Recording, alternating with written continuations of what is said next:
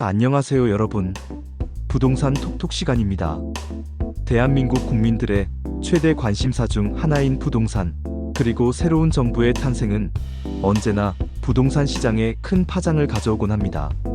오늘은 이재명 대통령 시대에 우리의 부동산 시장은 과연 어떤 변화를 맞이했는지 핵심 공약과 전문가들의 전망을 바탕으로 자세히 알아보는 시간을 갖겠습니다.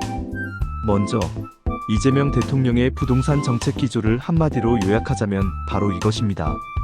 세금으로 집값 잡지 않겠다. 문재인 정부가 종부세, 양도세 강화 등 세금 중심의 규제 정책을 폈던 것과는 확연히 다른 접근 방식이었죠. 이는 과도한 세금 부담으로 얼어붙었던 부동산 거래를 활성화하고 투자 심리를 개선하겠다는 의지로 해석됩니다. 그렇다면 구체적으로 어떤 변화가 예상될까요?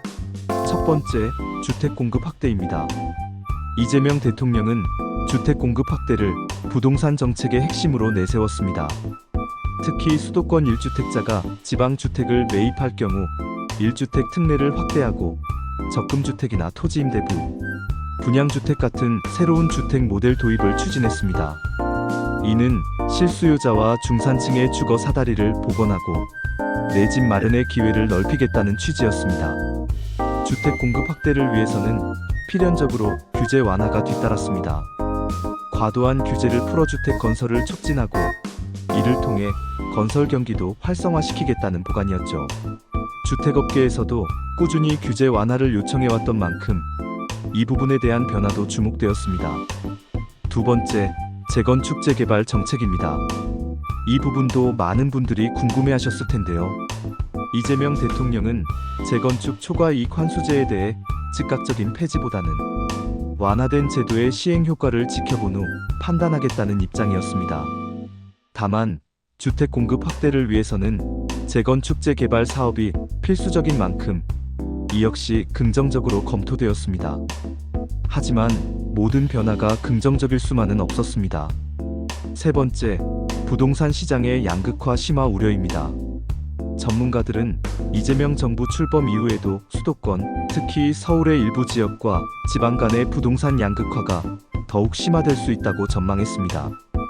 서울의 경우 아파트 입주 물량 급감 등 공급 부족 상황이 당분간 해소되기 어려워 강세가 이어질 수 있는 반면 지방은 인구 감소 문제와 맞물려 여전히 어려운 상황에 놓일 가능성이 높았습니다.